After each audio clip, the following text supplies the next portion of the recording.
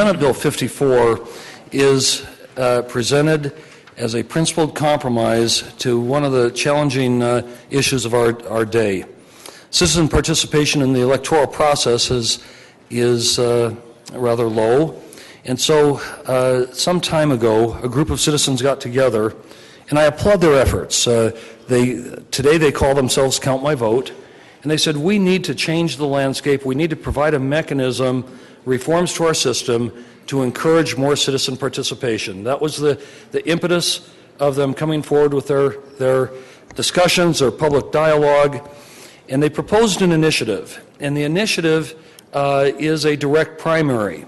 It's a direct primary that would have a filing period beginning November 15th of the previous year, going through the third Saturday in April to gather signatures to get on a ballot in a direct primary. Their initiative would require 2% of the partisan vote in a previous election, meaning that the relative strength of various political parties would dictate the number of signatures, so there wouldn't be equal access to the ballot.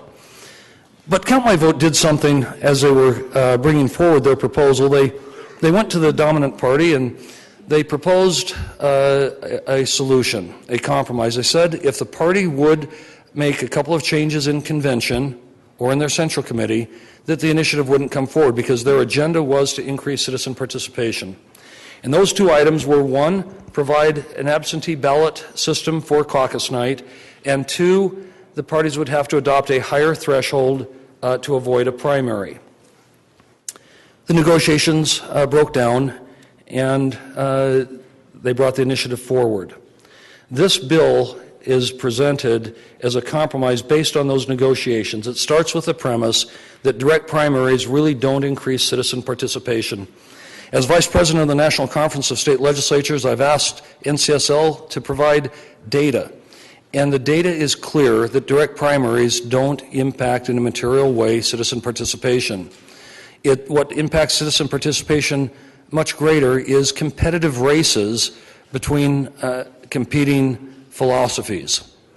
When you have a state with a single party dominance, many states have much lower turnout than Utah that have direct primaries that have a one-party dominant landscape, whether it's Republican or Democrat. So 54 begins with the premise that there are some affirmative things we can do to encourage greater participation and provide greater opportunities for citizens to vote. It starts with the headwaters of the electoral process, the caucus, and under 54, and these provisions can be found on line 791 forward in the bill. It's where they define a qualified party. If a political party would agree voluntarily to provide a 2-day window for citizens to vote for delegates at the caucus, that would dramatically increase the opportunity for citizens to participate, consistent with the original intent of the Count My Vote proponents. Number two, the parties would have to adopt a policy of either allowing absentee balloting for a delegate that couldn't attend a convention, or in the alternative, an alternate delegate, like both political parties have for their national conventions, so that the strength of the voice of the precinct is increased at convention. Third, unaffiliated voters, the single largest block of voters in the state of Utah. A party would have to allow unaffiliated voters to vote in their primary. This doesn't mean crossover voting with Democrats voting in a Republican primary, but that vast number of citizens who are unaffiliated, today they can walk into the polling place, ask for a ballot in a primary, and if they're not affiliated with the Republican Party, they can check a box, get the ballot, and cast a vote. This would eliminate that check-a-box requirement and say that because all citizens pay for the primaries, that we shouldn't exclude the largest block of folks simply because they refuse to affiliate with the party. It doesn't go so far as to open up any party's primary to members of the opposing party. Today you have to unaffiliate 5 days prior to the primary to be able to cross over and vote in the Republican primary. This doesn't change that. But by opening the primary to allow unaffiliated voters, that goes directly to citizen participation. It's ironic, in Count My Vote's press release, they said that every citizen should have a right to vote for any qualified candidate. Senators, we have that in the law today. If an individual that is qualified under the Utah Constitution to run for office, or the U.S. Constitution if it's a federal seat, if they file as an unaffiliated candidate, every citizen that's registered to vote in the state can vote for that candidate. But to be affiliated with a party, there are certain criteria a party puts on. So the third criteria allowing unaffiliated voters to vote in a primary, and the fourth would be to move the threshold to 65%. Each one of these provisions is targeted specifically at providing greater opportunity for citizens to participate, consistent with what the underpinnings of the Count My Vote movement was. Has it been controversial? Are we setting aside the will of the people? Right now, there is an initiative proposed. They're in the process of gathering signatures. For this body to fail to act in our constitutional duty of taking care of the people's business because a group of folks have said, we have an idea and we want to put it on the ballot next November. Since we have this idea, you're frozen out.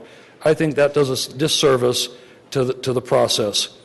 Carter v. Lehigh, it's a case that Senator Valentine tried, says that the voice of the people through the initiative process and the legislation through this body, both here, the House, and the governor's signature carry equal weight.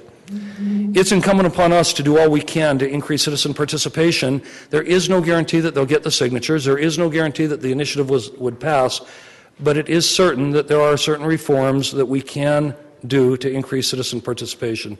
With that, Mr. President, I'd be happy to respond to any questions. Would you like to pass the move the substitute? Okay. No. There is a substitute. There are some technical corrections, nothing that changes my presentation, nothing of any material impact. And by the way, the initiative itself, if you look on, for example, well, I could go through it. Anyone that wants a marked up copy, I have them here on my desk, that it has a legend. Green highlighted language is the Count My Vote language. Yellow is legislative research language. And red, or the pink, are all of the errors that currently exist in the initiative. And by the way, because the initiative language is incorporated into this bill verbatim, those errors would have to be corrected in a future legislative session. But I'm not going to be moving the substitute today. There may be other changes before this comes to third reading, and I'd want to make certain we get collectively all of them before, if it be the will of the body, before it passes to the House. Thank you, Senator. Discussion, Senate Bill 54, Senator Dayton. Thank you, Mr. President. Would the sponsor yield for a clarifying question? Would you yield? I would, yes. Go ahead, Senator Dayton. Thank you. Now, I'm just trying to understand, in the original bill and the substitute, the Count My Vote language is incorporated into the bill? Yes, it is. Okay, thank you. It's in both sets. And it's their entire language? Yes. Thank you. Senator Weiler. Thank you. I rise in support of Senate Bill 54. If for no other reason, there are a number of people in our society, due to their positions with a court or with a church, etc., sometimes the U.S. Postal Service, that are not inclined to register with a political party but want to have a voice in the primary. And I really like the fact that this bill will allow those people to show up and vote in a Republican primary, which in many areas of our state is the de facto election. And so that's one of the many reasons I support this bill. Senator Hilliard. Thank you, Mr. President. I apologize for being off the floor with other matters, so I didn't hear the full of Senator Bramble's presentation. The thing I want to address has been my concern for a long, long time about initiative processes. Once you draft your initiative, it's kind of like putting a boat in the river and it sails away. You can't change it. And so I think when you look at this initiative, and the thing that almost drives me crazy is that somebody will say, but the legislature can fix these changes. And as soon as it passed the people, and I know we had experience with asset forfeiture, if you went to change any of it, the same groups come screaming at you and said, no, the people voted for this is what they wanted. But there's three things in this bill, in the initiative, that I think Senator Bramble has very well taken care of. Although, as you read the initiative and you read the language, I'm a little embarrassed that, I don't know who wrote it, but they missed punctuation. They've double placed. There's sections that should have been taken out that weren't. It was not very carefully drawn. And that gives you real danger because people will say you shouldn't change it. I remember very well when we had the referendum to undo some tax increases that occurred during Governor Banger's administration. And those of you who may remember that process, the opinion polls all showed the people supported those referendums, and got the very last night almost, it changed and they failed. And shortly after that, I was to a meeting, and a UEA official said, "See, that vote shows the people want their taxes raised for education." I said, wow, I don't quite get that reading out of it, but everybody has their own interpretation of what it means. One of the great advantages of a legislative process is as we start these boats down the river, we have people who look at them through committees and through floor debates, and even though you may think you've got the best drafted legislation, there are things you have not thought about, things that this legislative process works out very well. And that's really, in my view, what's really wrong in Congress right now. They cannot do a legislative process and have bona fide discussion and debate about issues. They ought to be embarrassed about the Bankruptcy Act, passed about 10 years ago. There's a sentence in there that doesn't even make sense at all, and it just in the process of how they were able to force things through and get it done. So that's my concern about the wording of the initiative, and if it passes, I'm going to be for one not changing it. I'm not going to go back and try to correct this or that. The people voted for it. That's the way they wanted it. And so if it's in wrong and has to be decided by a court, I guess that's the process. The second thing, and this is the thing that people, I think, don't have a clue about what this Count My Vote does. It does not open up the primary election, and that seems to be the big concern. The law is clear that we as a legislator cannot mandate to a party what its election is going to be. I think Senator Bramble, the way he's got this done, is really answers that problem. He simply says, we're going to have an open primary. If you as a party don't want to get caught in this open primary, there's basically 4 things you have to do. And one of them is that the unaffiliated voters are given access to vote in your primary. So if we do count your vote, they can't do it, and nor have they tried to do it. So you could end up in a situation of count your vote with people anticipating it's going to open up primaries. It won't. It'll end up with the primaries just like they are now, that you have to be a registered Republican to vote. Democrats have not closed their primary, but certainly could. But it ends up with people thinking they're going to get something. But again, the way Senator Bramble has drafted this bill, and I think he may have had a little bit of help from staff, but I'm going to give him a lot of credit as well, is the fact that they have to voluntarily agree to do it as the condition. The other condition it has, it raises the level for a primary, to avoid a primary, to 65%. I come from Cache Valley, where ours is 70%. There's been several times there have been motions to change that to 60. I have resisted them. I personally would favor the 70% level.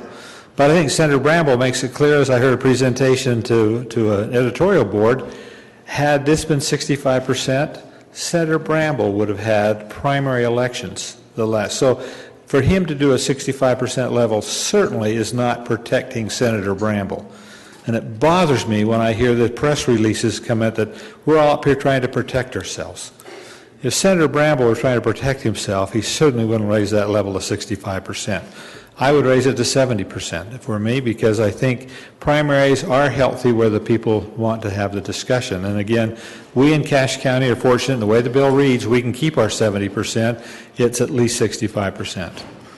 Third thing third thing this thing offers is it will open up the caucus system so it won't be one night stand. Now, we've done that in the legislative process by allowing early voting. Because I know there's people who've talked to me after the election when you only had one day, come back and say, well, I was out of town, I forgot about it, it was too late to register to vote absentee, and we've accommodated people in trying to get more voters out. I think that alone should have really opened up the voting if that was in the general election, but when people talk about the downturn in voting, it's happened nationwide. And it happens here in Utah. not only at the primary level, but at the general level, even though we've gone extra lengths to allow early voting to increase that voting turnout. What this bill does is allow people to vote, not just right at the night, but time before, time after, to again open up the process for those who want to be involved. The final thing that it does is allow the appointment of alternate delegates if you can't be there in a process that the party can do that, so that we have everyone at least represented. If I, for some reason, get ill, I can't go, somebody be there to take my place. I think Senator Bramble has addressed the issues that the people in this state really want to do. Now, you know, I've read in the paper, I should be careful when I say that, I read in the paper that some people are saying that what we're trying to do is thwart the rights of the people to initiative. And when I read that, I went right back to 1992, when we were facing an initiative on the ballot by not just a certain group of people. I think the state worldwide wanted to have term limits. And we looked at that bill. I think the approval rating of that initiative was like 60 or 70%, much like we're facing now. And we looked at that, and it had two big problems with it. Number one, it applied to everyone. Now, I think term limits should apply to certain people, but not the county sheriff, not the assessor, people who are more professional really than election, and we excluded them in the bill that we passed. The second thing is to make it a carrot, I think, for the legislature. It grandfathered it. So if I was serving at the time and had this initiative passed, I could stay in the Senate as long as I could be reelected without any term limits. We changed that, and we said everybody will be involved. It's a 12-year time limit. I did some checking and found out that the person who claimed we shouldn't interfere with the rights of the people was governor at the time. He signed the bill. He signed the bill. Where was he? Why didn't he stand up then and say you're infringing on the rights of the people?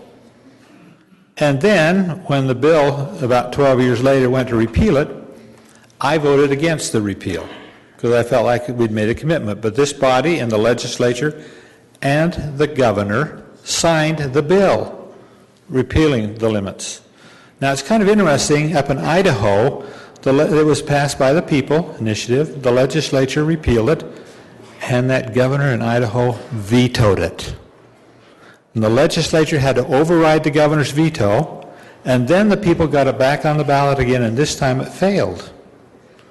So I think the history, and we talk about, I absolutely protect the right of the people to do initiative, but they are no more important than we are up here.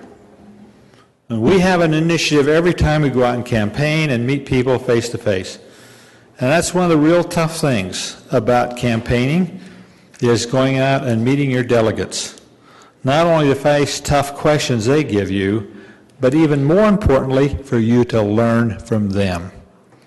Because I learn a lot when I go out and meet with people. I've been fortunate. Last time I didn't have an opponent. But I went out and met. I went and talked to people because I think that's part of our duty as legislators. Now, I think to myself, you know, I think I'm finally fairly well known in my district. I have never had to have a campaign fundraiser, but I suspect I could, and I suspect I'd get quite a bit of money. And I suspect that I could go through this process of a direct primary they're talking about as well as anyone. But it's not right to have a direct primary alone where people with money and name recognition time's up can win. I'll close by just saying this. I think we need to keep the process open for those people who are competent, who may not have financial backing, may not have their own financial means, and can get on the ballot by working, by going out and meeting and facing face and convincing their delegates that they would be a good representative for them. That's worked well in the state. I think if I read the publicity from other people, we're the best managed state in the nation. And as I've said many times on the floor of the Senate, the budget is not done by me, it's done by you. It's done by you. And if we have such a horrible process in place that we need to change it, I say to myself, what in the world are we stepping out into? So I speak in favor of the bill. I appreciate the great work that Senator Bramble has done. I think he's put together a bill that answers the issues, and I think if people will just stop and not hear names of count my vote or whatever it may be, but take time to read the petition, take time to read Senator Bramble's bill, Senate Bill 54, and think about it for a minute, they will overwhelmingly support what the legislature did, just like in 1992 when we looked at term limits. And I am so thankful this state does not have term limits. If you meet legislators from other states and see the problems they have in trying to organize staff and organize leadership with such little experience, again, there are reasons why we're the best managed state in Utah. Thank you. Senator Urquhart. Thank you, Mr. President. The problem we have in politics is too little participation. It's not too much participation. And so I appreciate that people have such strong feelings about this, that people are working so hard, coming at it maybe from different angles, and that's a good thing. And I really want to applaud my colleague Senator Bramble for jumping into this. Again, it's an important issue, and that's what we do in legislative bodies is we jump into the middle of important, significant issues. And so once again, here's Senator Bramble in the middle of a tough one. And you know, Senator, we've worked together on many issues. We've been completely opposed to each other on some issues, and whether I'm with you on an issue, against you, I always appreciate the way that you handle yourself and the way that you fight hard for the things you believe. And I think on this one, you are representing this issue in a position extremely well. And so I applaud you for that. And, you know, I want to speak to some things that are being said that somehow this is not fair to people who disagree with the position you're taking on this. I just think that that's really silly, and I think that is it shows a misunderstanding of how political process works. We have a couple ways of making laws in this state. One is through direct citizen initiative, and another is through what we do here in the body. Both are valid ways, but citizens, they don't have to stand aside when we take action. They can review that, and they can change it in some way they want, and we don't have to stand aside when some people start an initiative process. The two things can go hand in hand. You know, I remember 2 years ago, President Niederhauser had a bill that, you know, I didn't like. I didn't think it was a good bill, and so we spent an awful lot of time battling it out, and we never quite came to a resolution on that. Well, we're still good friends. We respect each other. And the next year, I figured, okay, if we're not going to get along, I'm going to run my own bill. And Senator Knutson said, okay, fine, I'll run one that's opposed to that. And, you know, we're still friends. We respect each other. It's just we didn't happen to agree on the approach that was taken. And I noticed a bill was read in this morning that I don't think I'm going to like, and I'll probably have one read in tomorrow morning in response to that. And we'll work it out, and we'll be just fine. That's the way the process works. And so, you know, I applaud the people with Count My Vote. I think there's a lot of sincerity there, a lot of people wanting to improve the process, and that's to be applauded. That's a great thing. And so here, if Senator Bramble proposes another way that, you know, obviously draws from some elements of that great effort and some of the things that have been raised there, but points it in a bit of a different direction, that's okay. This is how laws are made. And so, you know, I like this bill. I think that this is an improvement on what we currently have. I think this is better than what Count My Vote is proposing. So I'm going to vote for this bill, and that's all okay. Senator Valentine. Thank you, Mr. President. Senate Bill 54 really is a bill made up of various different component parts, but the underlying essence is to try to achieve a broader participation by voters. And that, I think, is what keeps me engaged in this particular bill. Including the unaffiliated voters to be able to vote in a primary of their choice, that is just critical to me, Mr. President, and that's what this bill contains. Unfortunately, Count My Vote does not contain that.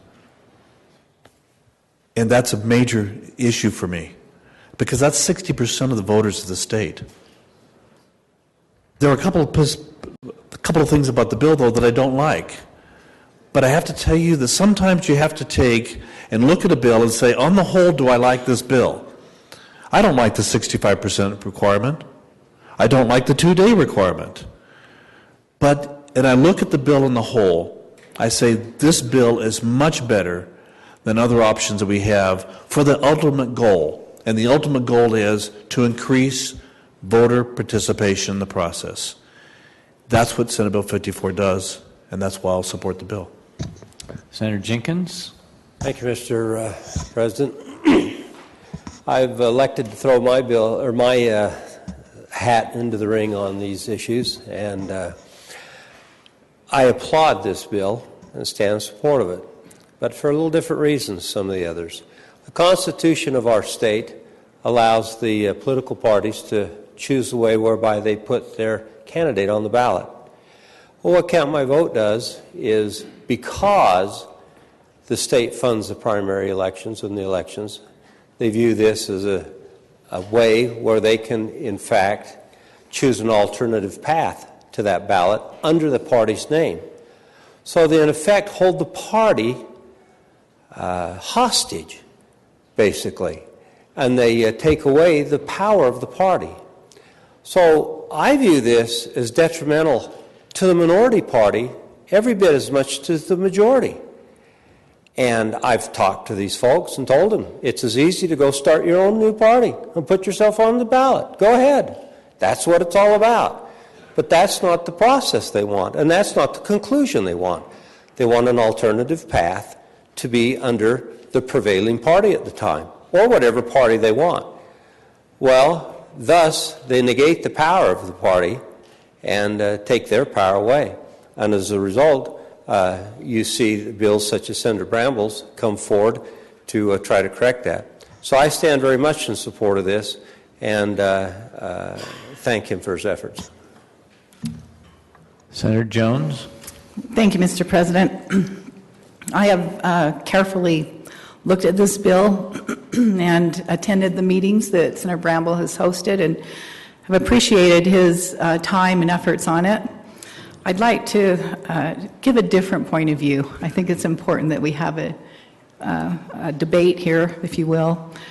The current system is not working. I think the sponsor of this bill has agreed, and in fact, that's why he's proposing this bill.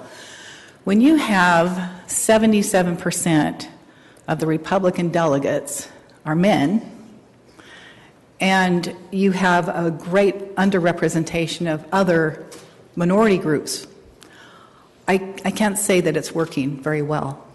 Now, I've probably been one of the few in this body who have been a delegate in both parties. And my experience has been less than positive with that. I think it's important that we open it up to everyone to be able to choose who their candidates are. Because when we have a one-party state, whether it's in Utah or another state that's more democratic, then you pretty well decide who your representatives are going to be in the primary. Now, why is that important? There are some people that may wonder, why is it important that we have more representative nominees and people who nominate them? It's because many of the issues that we deal with up here do have gender gaps and other kinds of gaps. People feel differently about certain issues. I'll give you two of them. One of them is education. When you look at who is most passionate about education, men care very much about education, but when you look at the subgroups, those that are much more passionate about it tend to be female. Same thing with gun bills. I mean, I could go down, there's a 20% gap on gun issues. And so when you have underrepresentation of more than half of our population, I think we need to look at what's wrong here.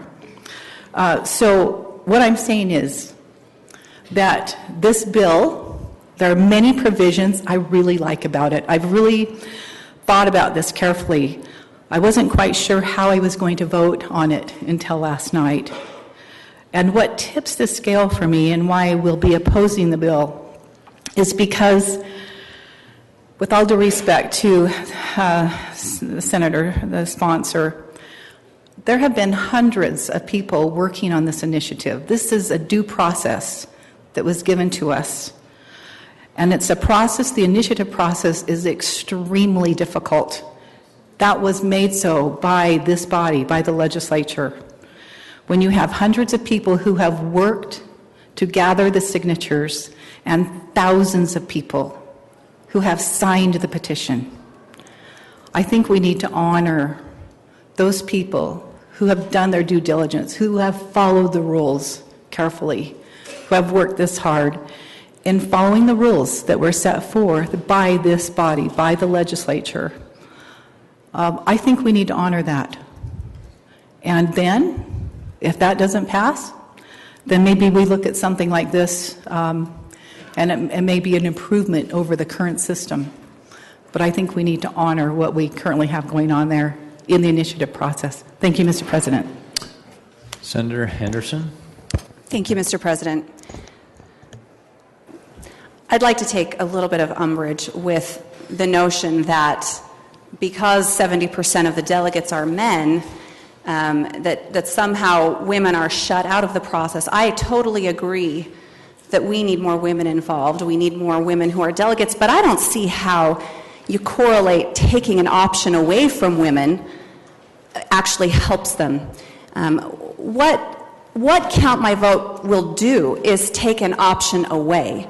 It won't allow the citizen participation, the one-on-one, the incredible opportunity that it is to attend caucus, to have these discussions with our neighbors, to try to become a delegate, to potentially being a delegate. This is a really good process. It isn't perfect. There are problems with our current process, but there will be problems with any new process as well. And the question is, which problems are you willing to live with? I have learned a lot by being a delegate. I went to my very first caucus meeting 6 years ago, and by getting involved in the political process, I learned a lot. And then when the opportunity came for an open Senate seat in my neck of the woods, I was prepared because of the things that I had learned in getting involved, because I had gone to my first caucus meeting 6 years earlier. And so because of that, I'm here in the Senate today. I think that provided a wonderful opportunity for me as a woman. I don't see how taking that option away from people and mandating that they only have one way, one direct primary way to get on the ballot, which will inject all kinds of big money into our elections. It will cost a lot of money for people. There won't be a way, it will be prohibitive. There won't be a way for regular folks and regular women to put their names forward. It will be very prohibitive. I think it will actually do the opposite of what some are suggesting. It won't increase women's participation. I think it'll just marginalize us further. We've got to get more participation, but that takes outreach and education and helping women understand that their voice needs to be heard, that their viewpoint is very valuable. And we've all got to do a better job of helping to get that message out there. But I don't think, and I don't buy the premise that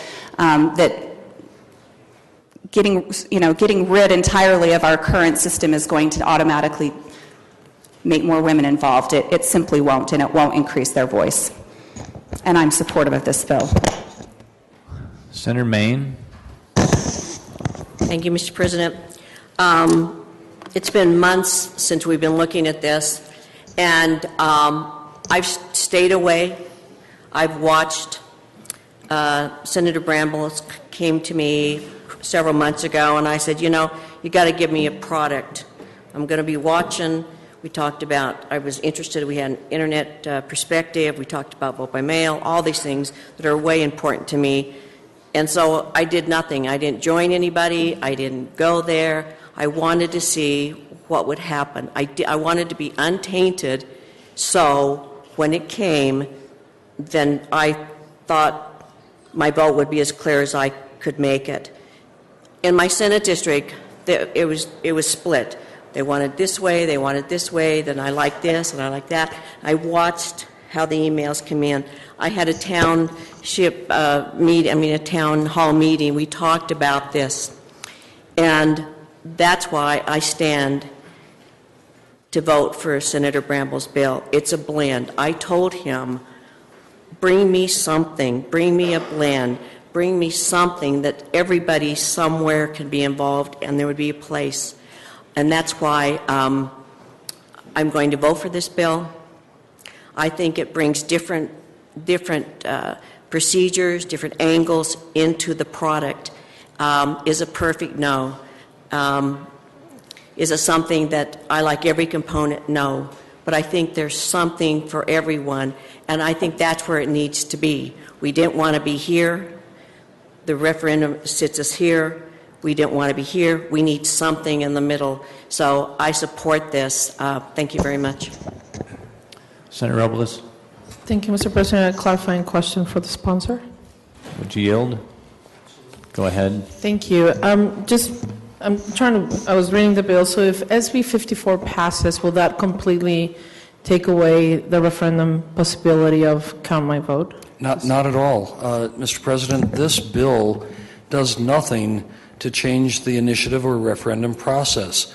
What this bill does, this bill would, if it passes, this bill actually will enshrine in Utah statute a direct primary. It will call for a direct primary unless unless the political parties don't meet certain criteria.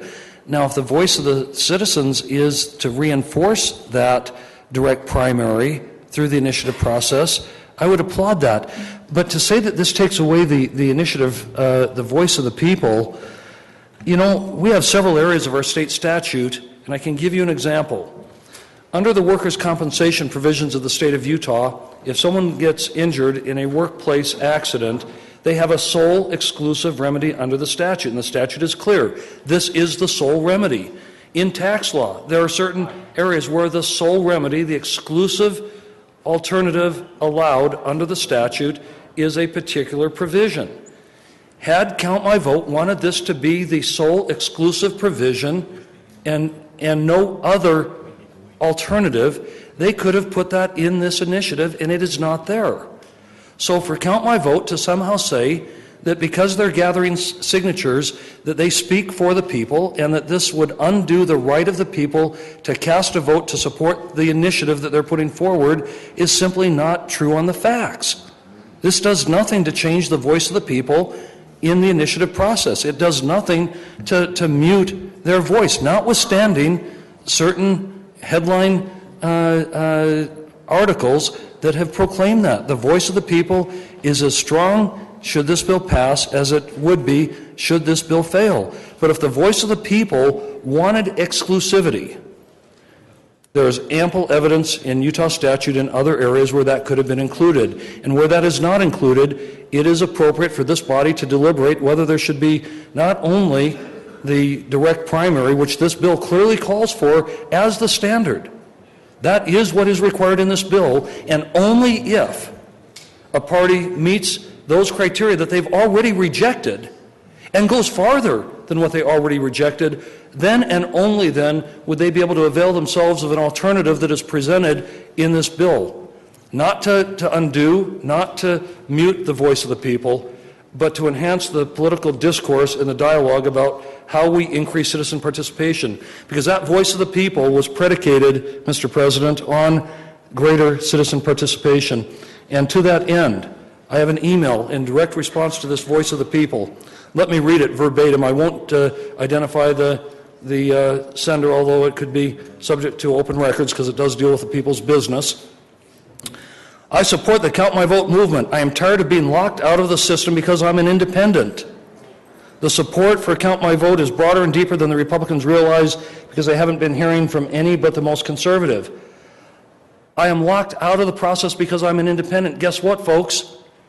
That voice of the people would keep them locked out, and it is Senate Bill 54 that allows them to come in. So for them to say that somehow we're trumping the voice of the people, we're muting it with this bill, is simply not accurate on the facts. And I hope that's a direct response to the question. Okay, seeing no more discussion, Senator DeBackus. Thank you, Mr. President. It's not like me to agonize over bills. I mean, everything is pretty clear cut for me.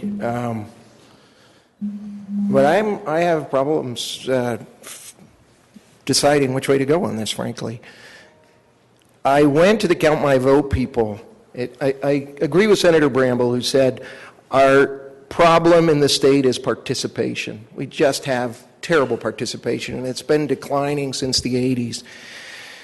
And I agree with what Senator Bramble said, is the reason that a participation declines in states is because we don't have competitive races.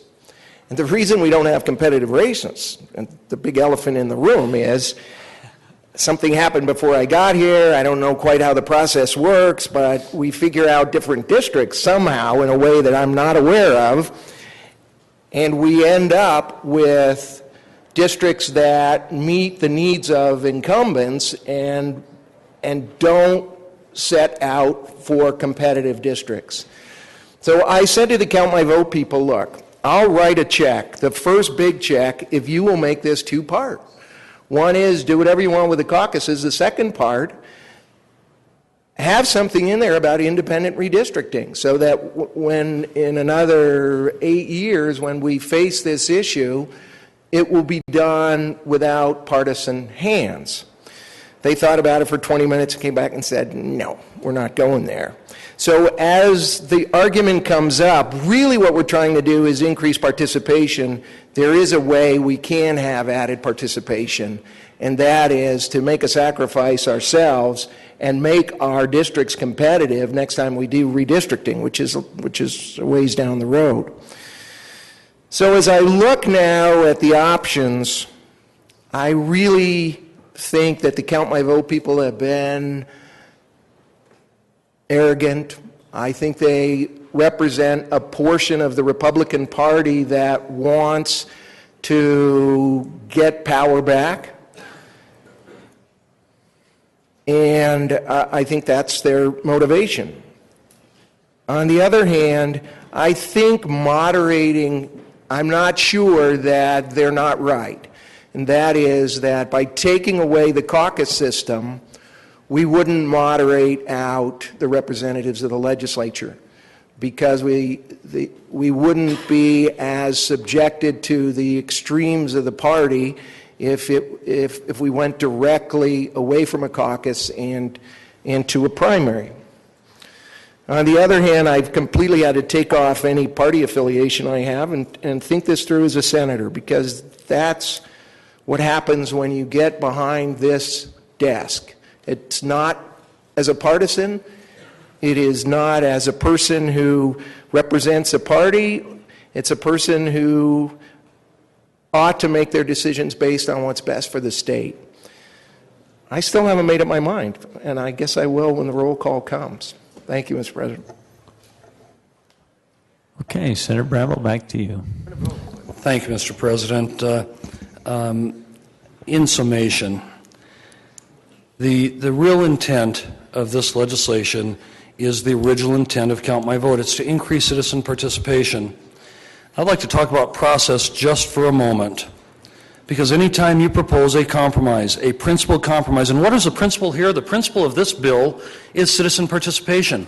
I thought that's what the principle of Count My Vote was greater citizen participation.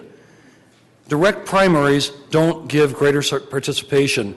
The young lady who sent that email who says, I'm an independent and I'm tired of being blocked out of the process, won't be able to engage in the process under Count My Vote. But as it is with every principled compromise, and by the way, finding a compromise that works is the highest order of political statesmanship, stateswomanship, or our ability to achieve the kind of greatness that we're capable of. No one gets everything they want in this bill. I guess you could say there's something in this bill for everyone to either complain about, or conversely, there's something in this bill that everyone Every citizen that is engaged in this dialogue can say that there's a win for them. If you count my vote, the very things that you demanded of the Republican Party in exchange for not running the initiative are embodied in this bill and then some. So if this bill passes and Count My Vote was sincere in their deliberations with the Republican Party, they get more here than they otherwise were willing to settle for. If a party doesn't do that, then the default is a direct primary. On the other hand, the parties, both major parties and all political parties, have the ability to maintain their caucus convention system if they choose, but they would have to change their policies to increase citizen participation. So is this perfect? Hardly. But our process isn't perfect. I don't think the founders intended it to be perfect. As a matter of fact, Winston Churchill said this was the worst form of, and I'm paraphrasing, the worst form of government ever devised by man until you consider all the others. So this is a compromise proposal. It gives everyone at the table, the parties, Count My Vote, the citizens' voice, it gives everyone something that they can lay hold of and claim victory, but nobody gets everything that they're demanding. Mr. President, I call the question. And the question is, shall Senate Bill 54 be read for a third time? Roll call vote.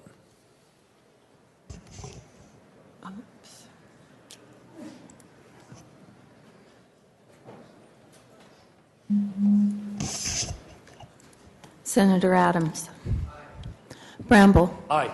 Christensen. Tabakis. Davis. Dayton. Senator Dayton. Thank you, Mr. President. I would like to explain my vote. My vote is yes, and the reason I vote yes, even though I don't think this is the most perfect bill, is because it's the least imperfect way for citizen involvement. It allows rich and poor, male and female, everyone access to the opportunity to run. And I fear that if we eliminate these caucuses, we are only allowing those people who are well-funded or have a name recognition to be able to sway large numbers of people. The way we have the system now, anyone who can go to their friends and neighbors and convince them that they are like-minded and would be a worthy representative has that opportunity long before money ever enters the question. And I like having us have those one-on-one discussions with the people. With appreciation for us having this opportunity to vote on this now, I am glad to vote yes. Harper. Henderson. Hilliard. Hinkins. Jenkins. Jones. Senator Jones. Thank you, Mr. President. This has been a very interesting debate. I think it's very sad when people can run without an opponent. I'd like to know how that feels, but I think it's sad when we don't have enough participation that people can expect not to have an opponent. And I know that the good senator that mentioned he didn't have one, probably it would be difficult to find someone to oppose him. Nevertheless, part of our democracy is about choice, and I think it's absolutely critical. I remember when I was in the House, one of the representatives there who lived in Provo at that time, he's no longer there, said he doesn't have to go door to door because half of his constituents are BYU students and the other half are in his stake. And I think that's a sad commentary when our representatives don't have to go earn the vote. With that, I'm going to vote no on 2. And thank you for the opportunity to speak again. Senator Knudsen. Mattson. Maine. Okerlund. Osmond. Reed. Senator Reed. Thank you, Mr. President. I'd like to explain my vote. My reservation on this legislation and also the initiative is that we have a lot of folks trying to tell the parties who to nominate or how they nominate, who they pick as their candidates to run in the general election. And I think that's inappropriate. And I'm not sure why we think we should be able to do that. having said that, I think the real problem here that's trying to be resolved, if people are being sincere, in regards to opening the process up to more participation, really is the lack of competitiveness in the state between the two parties. I'm one of the few people in the state, maybe the only person in the state, who's been accused of being a dino and a rhino. So I think I have a sense of both parties. I spent over a 20-year period in the Democratic Party in the state, including being on the executive committee of the state party, and trying to help reform that party so that it was more appealing to the average Utahn. To date, the parties refuse to do that. Yet, they have every right to choose who their candidates are going to be. And I wouldn't try to dictate to them how they select their candidates. But what it does is because they're uncompetitive, there is a number of political operatives in this state who are unwilling to appeal to through the convention process, appeal to the delegates. And rather than working within that system, in a result of a lack of competitiveness by the Democrats, they're trying to reform the Republican Party, cause them to change. And so the whole purpose of this process is to try to tell a party that's generally functioning well, has won the hearts and minds of the people, that represents the majority of Utahns in the state well, and the outcomes for the state have been very successful, somehow that they're wrong and they need to change. And I just think that's completely inappropriate, and those folks should spend their time either finding ways to appeal to those who are members of the Republican Party, or reforming the public party through the party process that is set out. And that may be getting elected to the Central Committee, the executive committees, and have their influence that way. But they don't want to do that. What they want to do is spend money and appeal directly to those who are not associated with the party, spend money to cause the party to change its winning ways, so that they have a place. I wish we weren't here today, that we found a different approach. Last night, the Central Committee members, I've understood, have had an opportunity, discussed and had an opportunity to vote on this legislation. And whether or not they would support it, they've chosen not to take a position. So as a result of that, my position is going to be, I'm going to vote for this legislation today with the proviso that if they do take a position before our final vote, then I'll act accordingly, because I think that's my responsibility as a party member, is to follow the party process that they've outlined, that they've been elected to make those decisions, and that we should be supportive of. So I know there's going to be further discussion with the sponsor and those running the initiative. I presume there'll be further discussions with party leadership and others, and it'll be interesting to see what comes out the other end. So I'll vote yes, I'll vote aye today on second. And I anticipate, I wish the party would take a position one way or the other, so that there's a clear understanding of what their preference is. Lacking that position, I'll vote aye on two. Senator Robles. Senator Robles. Thank you, Mr. President. If I can explain my vote. First, I want to thank Senator Bramble for taking on another tough and controversial issue.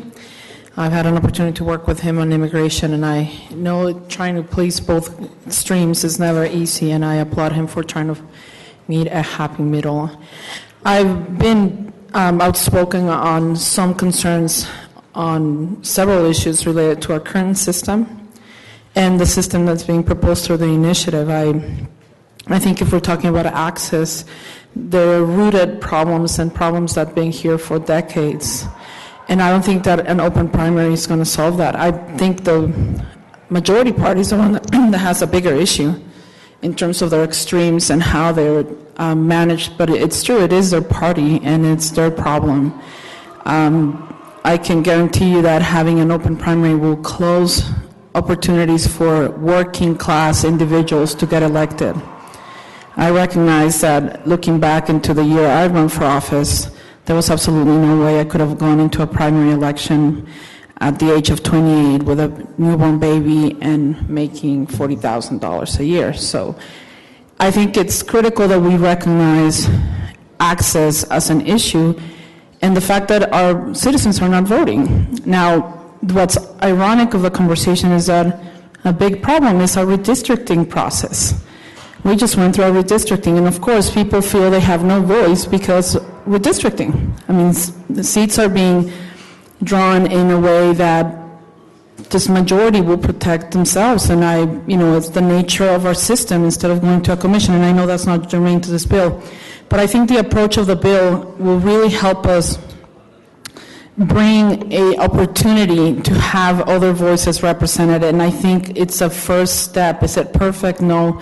But also an open primary, to me personally, wouldn't be the solution. I think you're going to have other issues that are more complicated.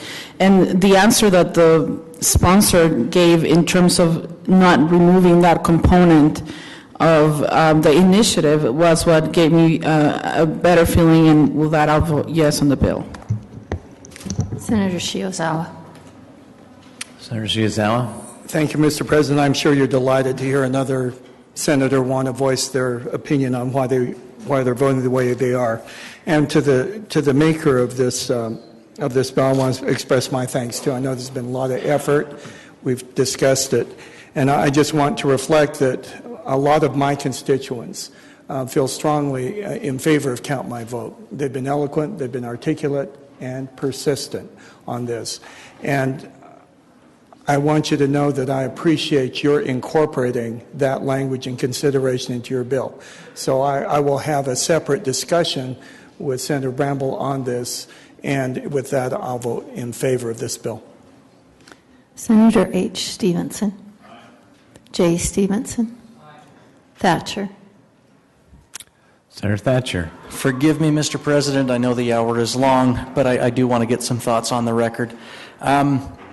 I've heard from both sides of this argument, and the challenge is this: the accuracy of the information on which positions are based.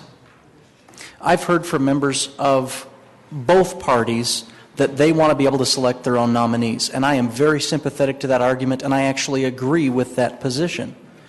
If you choose to associate with a group of people, you should be able to choose who represents you.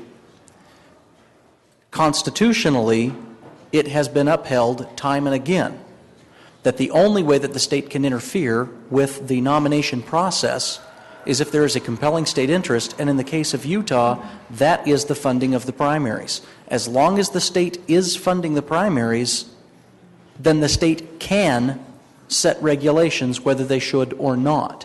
My concern is if we fail to pass 54, then those who wish to preserve the caucus system will not be given that option.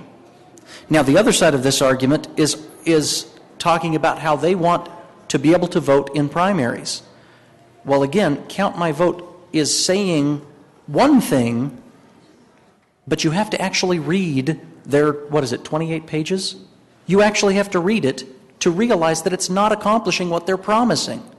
They are promising inclusion, but that's not actually part of the bill. However, it is part of 54.